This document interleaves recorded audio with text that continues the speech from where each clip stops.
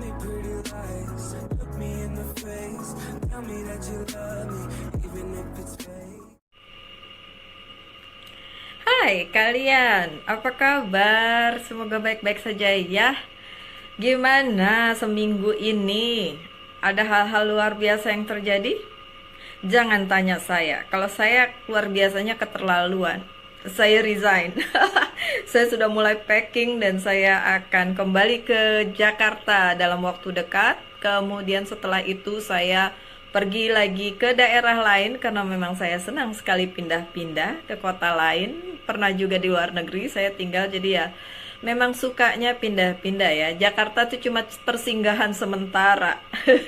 Oke, malam minggu ini seperti juga malam minggu lalu saya kembali. Oh, ini suaranya keras banget, jadi saya harus matiin dulu AC-nya. Oke. Seperti juga malam minggu lalu, saya akan membacakan satu curhatan yang sudah terpilih dan yang ini yang ini sudah mendapatkan personal reading dari saya. Oke, saya sebut siapa ya Mbak ini. Saya akan bacakan ceritanya. Oke, karena ini masih dalam rangka toxic relationship, so kalian bisa tahu bagaimana toksiknya relasi ini dan untuk resultnya di personal reading ya itu biar si Mbak yang ini saja yang tahu. Oke. Saya kasih nama Mbak Umi aja ya, Mbak Umi. Oke, Mbak Umi, baik. Saya bacakan langsung ya. Saya seorang single mom. Oke, jadi Mbak Umi ini single mom yang dikaruniai 3 anak. So, Mbak Umi sudah punya 3 anak. Saya 2 kali gagal dalam rumah tangga. Di pernikahan pertama dikaruniai 2 anak, cewek dan cowok. Penyebab perceraian pertama adalah KDRT.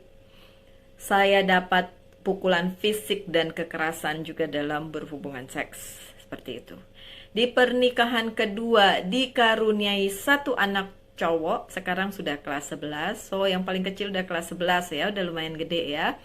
Penyebab perceraian adalah dia kurang tanggung jawab dalam fungsinya sebagai kepala keluarga. Di sini saya yang dituntut untuk menjadi kepala keluarga sekaligus menjadi ibu. Saya yang harus mencari nafkah dan mencukupi semua kebutuhan. Bahkan di saat kondisi sakit pun saya harus membiayai pengobatan saya sendiri, begitu juga dengan anak-anak. Intinya, sayalah yang harus menghandle semuanya. Untuk kalian yang sudah banyak kali mendengar cerita tentang toxic relationship, kalian ngerti dong di mana toksiknya? Sebagai laki-laki, pria seharusnya menjadi kepala keluarga, bener nggak? Jadi dialah yang mencari uang, istrinya bukan berarti istrinya tinggal terima duit aja terus ongkang-ongkang kaki, enggak juga. Tapi dia harus tanggung jawab dong.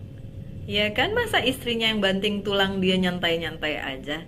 Itu toksik. Dan ini sudah menikah pula ya. Tapi katanya udah bercerai juga. Makanya saya tayangin. Karena sudah nikah, cerai, nikah lagi, cerai lagi. Gitu ya. Oke. Setelah bercerai, ini bercerai yang kedua kali ya. Setelah bercerai, saya berharap semua menjadi baik, semua menjadi normal. Ternyata sampai sekarang pun beban itu masih harus saya pikul, masih harus saya tanggung. Setelah bercerai pun kami masih tinggal serumah. Ini aneh. Sudah bercerai tapi masih tinggal serumah. Waktu belum bercerai aja toksik, udah bercerai ya toksik lagi, tetap, ya kan? Penyebabnya adalah masalah harta gono gini. Dia minta separuh rumah yang kami tempati.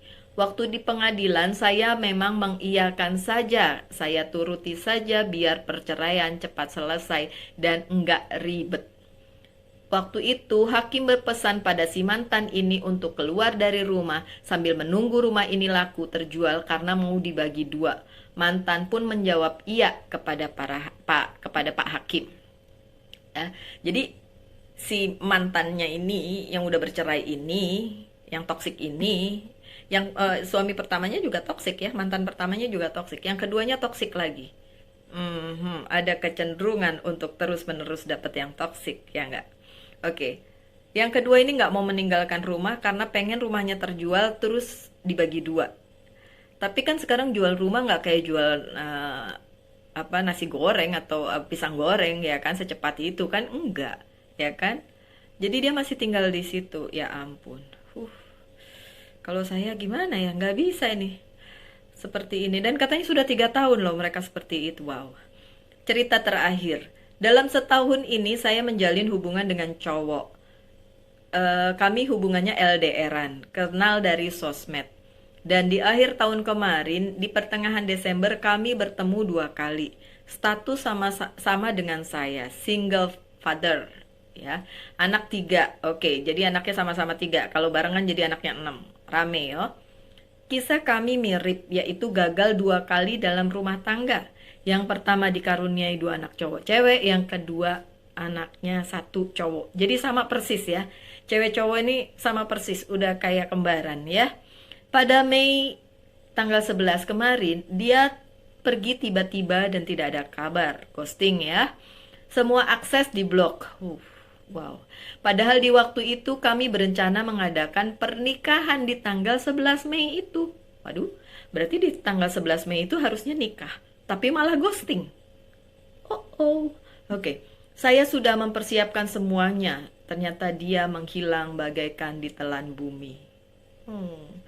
Sakit rasanya hati ini, Mbak Lucy. Ya iyalah. Aduh, saya bisa merasakan sakit hati itu, oke ya? Dan di tanggal 10 Agustus kemarin, kami ada lagi komunikasi. Dia minta maaf dan menjelaskan semua yang telah terjadi. Dan dia meminta komitmen lagi dengan saya. Tapi di sini saya memaafkan dia, tapi saya belum bisa berkomitmen lagi dengan dia. Tapi dia terus menuntut komitmen dan saya belum bisa. Karena saya masih trauma dengan kepergian dia waktu itu, waktu dia ghosting itu ya. Pada akhirnya tanggal 26 September kemarin kami putus komunikasi lagi sampai sekarang. Dan ceritanya berakhir. Oke. Setelah berkomunikasi dengan Mbak Umi ini, ternyata penyebabnya adalah pada saat si cowok ini mendatangi Mbak Umi untuk menikah, dia dihubungi sama anaknya yang perempuan dan anaknya itu nangis-nangis dan bilang katanya kenapa mau nikah lagi, meninggalkan anaknya dan lain sebagainya. So, di sini ada yang miss. Ya. Pertama, cowok ini sudah berkomitmen dong sama Mbak Umi untuk menikah, ya kan? Pernikahan ketiga bagi dia dan pernikahan ketiga juga bagi Mbak Umi. Seharusnya, kalau sudah punya komitmen lagi dengan orang lain, ya anaknya juga harus dikasih tahu dulu dong. Atau setidaknya anaknya tidak, ya harus paling enggak setuju gitu. Atau ya nggak bisa kalau udah bilang, saya mau nikah tanggal 11 Mei, terus tiba-tiba ditelepon anaknya, terus balik lagi. Katanya sih dia sudah jalan ke arah rumahnya. Karena mereka berlainan kota ya. Si Mas ini berjalan ke arah rumahnya si Mbak Umi udah sekitar 20 kiloan gitu, terus balik lagi gitu. Udah gitu ghosting. Yang saya tahu, cowok ini pun sama toksiknya dengan cowok yang pertama maupun yang kedua. Kenapa? Karena dia bisa ghosting begitu aja. Cowok yang baik, cowok yang mencintai itu gak akan ghosting. Bener gak? Oke. Sekarang saya bacain dulu sampai habis ya curhatannya dia. Setelah itu kita review dari depan. Itulah isi curhatan saya, Mbak Lucy. Mohon maaf sangat panjang. Ini ada yang lebih panjang lagi nanti di cerita yang berikutnya. Saya sangat berterima kasih Mbak Lucy berkenan meluangkan waktu untuk baca curhatan saya. Oh iya Mbak Lucy, sekedar Mbak Lucy tahu saja saya sudah memaafkan mantan suami saya yang kedua. Saya sudah menerima apapun yang terjadi di masa lalu, cuma tinggal nunggu rumah laku terjual. Sekian dan terima kasih Mbak Lucy. Hormat saya, Umi. Oke. Gini ya, Ada kecenderungan kita untuk mengulang sejarah. Pertama kali dapat cowok yang begitu, kedua kali dapat cowok yang mirip-mirip, ketiga kali begitu, lama-lama biasa. Pola yang terus berulang seperti itu nggak bagus untuk future kita. Dan kalau itu ternyata terus berulang, lebih baik direview untuk supaya kalau memang beneran mau menikah untuk entah kedua kali atau ketiga kali, itu sudah benar-benar confirm dengan orangnya.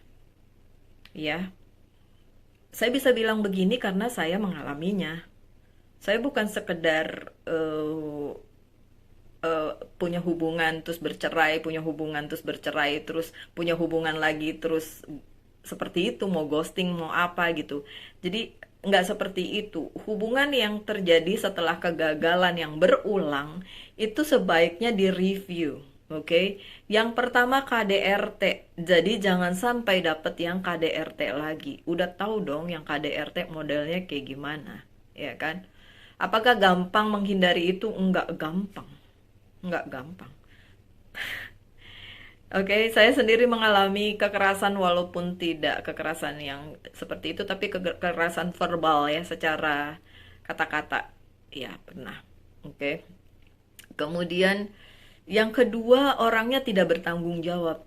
Dan yang ketiga, harusnya jangan sampai tidak bertanggung jawab lagi. Kalau menurut saya, ya menurut saya, orang ketiga pun ini bukan orang yang bertanggung jawab. Kenapa? Kenapa dia bisa ghosting begitu? Kenapa udah confirm mau nikah tanggal 11 Mei tiba-tiba kabur, ghosting, terus akhirnya datang lagi di bulan Agustus cuma minta maaf dan bilang kalau kemarin tuh karena anak saya telepon, anak saya nggak setuju saya nikah.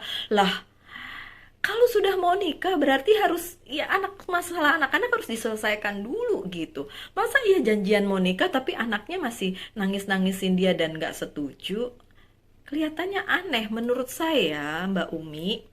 Menurut saya tuh ada yang disembunyiin loh di sini. Dan menurut kalian gimana? Menurut saya nggak segampang itu loh orang bilang nikah terus gagal hanya karena ada yang nggak setuju. Harusnya dia sudah tahu apakah anaknya nanti akan setuju atau tidak, atau keluarganya akan setuju atau tidak, atau siapapun ya yang involved di dalam hubungan mereka. Karena si Mbak Umi ini tuh udah confirm bahwa dia dengan yang kedua tuh udah selesai gitu. Makanya dia mau menikah untuk yang ketiga kali gitu. Udah confirm, udah nggak ada lagi yang apa maksudnya menahan dia begitu kan. Karena dia bilang sama walaupun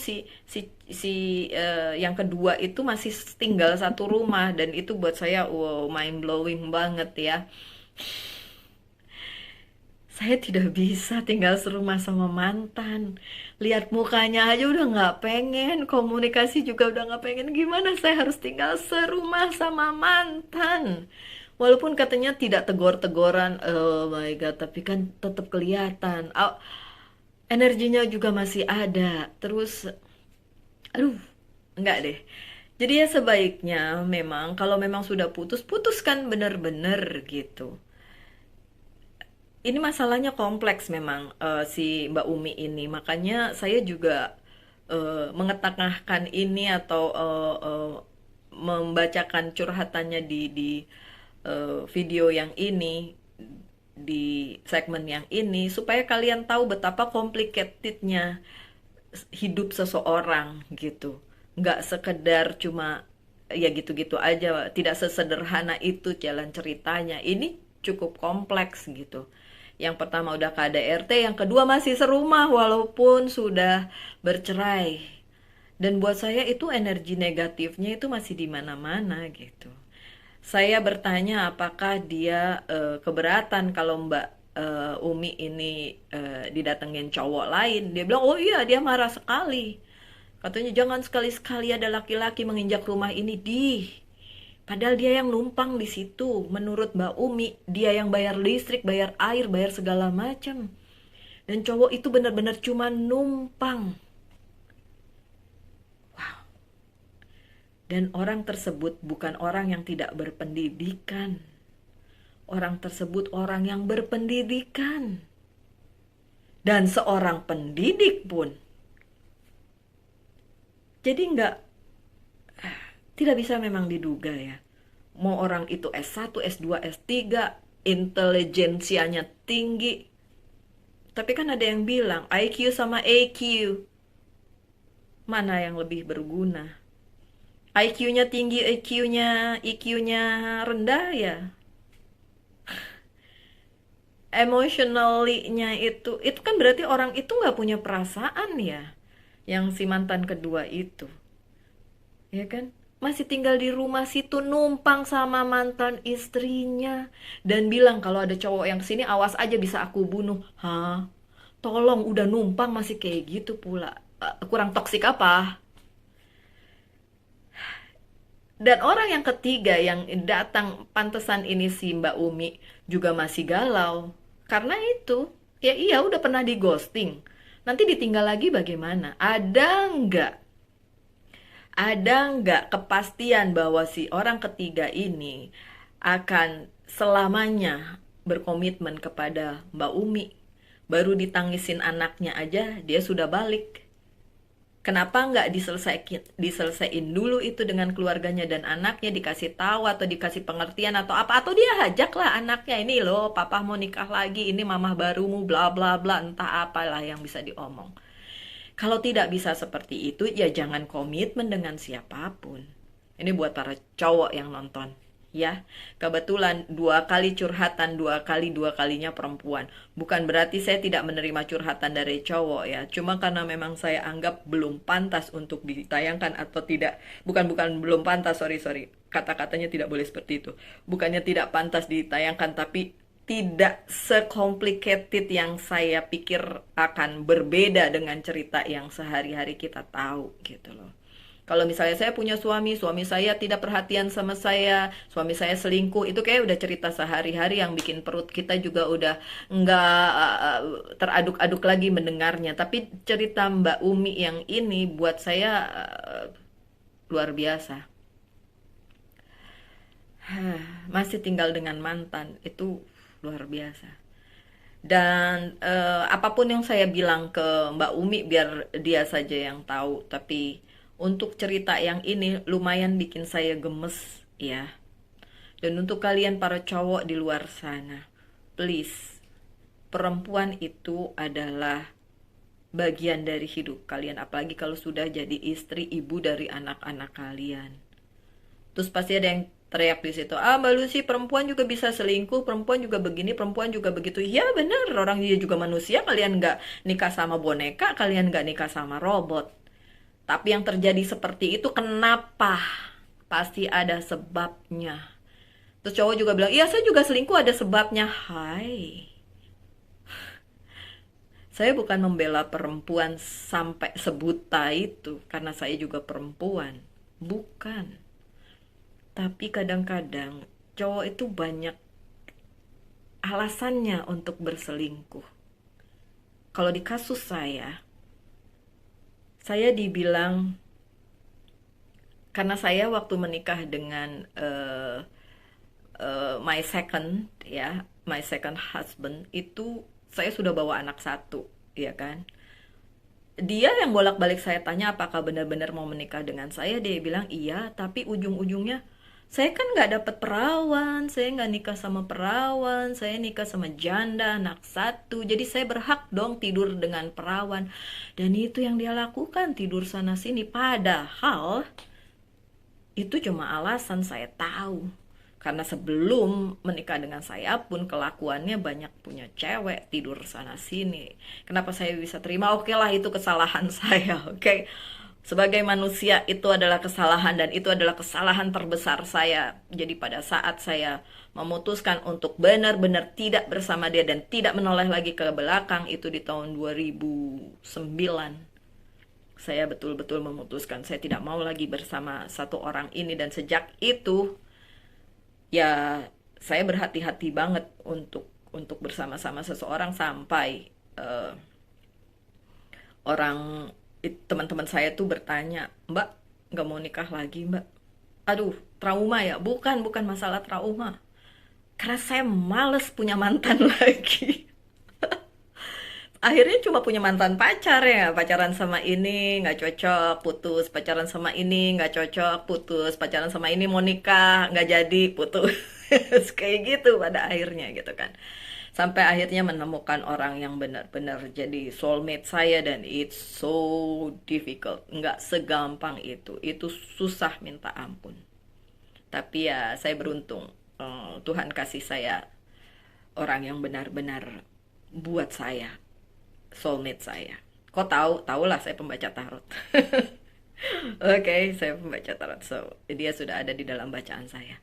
Kembali lagi ke ceritanya Mbak Umi. Ya, kalau kalian berada di posisinya Mbak Umi, udah gagal sekali, gagal kedua kali, please untuk yang ketiga kali, jangan terburu-buru. Jangan terburu-buru memutuskan untuk berkomitmen. Ini benar si Mbak Umi bilang, saya tidak mau cepat-cepat berkomitmen lagi sama si cowok yang ketiga itu, karena ya nanti kalau ditinggal lagi gimana gitu. So itu benar. Karena kalau yang ketiga ini aja sudah ghosting kayak gitu, kemungkinan untuk ghosting lagi bisa loh, ya nggak? So untuk para cewek atau cowok juga yang nonton ini, please jangan ghosting-ghostingan deh. Diselesain aja, diomongin aja, dikomunikasiin aja. Iya tidak mau komitmen atau tidak ya terserah, tapi intinya diomongin. Jangan kabur begitu aja. Jangan punya alasan untuk selingkuh hanya karena kekurangan pasanganmu. Ya. Oke. Saya rasa walaupun panjang bacaannya, tapi pembahasannya segitu aja ya. Biarkan story-nya Mbak Umi ini sudah saya bicarakan bersama si Mbak tersebut, dan dia sudah mendapatkan free personal reading, dan resultnya apa biar dia saja yang tahu, toh kalian juga tidak mengetahui siapa sebenarnya si Mbak Umi ini. Oke, supaya jadi bahan pembelajaran untuk kalian aja. Untuk yang siapapun itu jangan ghosting, untuk siapapun itu kalau belum siap berkomitmen enggak usah dulu, ditahan aja tidak apa-apa sampai saat yang tepat. Saat yang tepat, saat yang benar, orang yang tepat di waktu yang tepat. Oke, saya mau ngulang aja. Mungkin kalian sudah tahu notifikasinya atau pengumumannya. Tanggal 18 sampai 28 saya akan ada di Jabodetabek, dan saya membuka personal reading untuk kalian yang mau personal reading one on one secara langsung. Fee-nya sama dengan lewat telepon atau ketemu, itu sama-sama. Cuma kalau ketemu, maksud saya harganya sama. Kalau ketemu biasanya saya bawain gelang yang gelang batu mana ya? Oh, saya ada di sebelah sana. Gelang batu bukan yang ini ya, tapi ada gelang batu khusus per zodiak, itu saya kasih free juga. Terus yang mau belajar basic tarot, basic ya. Basic, karena tarot itu nggak bisa dipelajari sekali aja, itu harus kalian ngulang. Untuk yang mau belajar basic tarot juga saya akan buka kelasnya, oke? 1 jam, 1 orang. Jadi bisa personal reading saja, bisa belajar tarot saja, atau mau dua-duanya kalau di-combine, dan nggak mahal, sama sekali nggak mahal. Mau kalian bawa sendiri kartu tarotnya kalau yang udah punya, atau beli sama saya, tapi tentu saja saya tidak akan membelikan yang asli, karena yang asli harganya juta, judulnya 1 juta. Yang paling murah 900-an. Jadi susah kalau harus saya beliin sendiri dulu, ya nggak? Nanti berapa harga yang harus saya tawarkan kepada kalian kalau harga tarotnya aja segitu ya. Saya akan bawakan yang print, yang reprint ya, yang reprint, jadi bukan yang asli. Tapi itu bisa buat belajar nanti kalau kalian sudah canggih, sudah bisa, kalau memang itu klik untuk kalian, karena tarot itu buat saya harus klik sama jiwanya. Kalau memang ada panggilan untuk itu dan bisa, ya pasti bisa ya, tanpa harus bersusah payah. Kalian bisa beli sendiri yang kartu aslinya, seperti itu ya. Oke, selamat malam minggu ya untuk kalian. Tetap bahagia aja, selalu tersenyum apapun yang terjadi. Jangan pernah menyakiti sesama. Kita tahu lah ya kalau kita disakiti seperti apa. Tetaplah baik walaupun yang lain tidak baik. Tetaplah memberikan yang positif kepada semesta, karena akan kembali lagi positif kepada kalian. Kita ketemu lagi di video-video mendatang. Selamat malam minggu. Terima kasih sudah selalu hadir di channel Lucia Sutrisno Light Angel Tarot. Salam Light Angel and Love. Bye.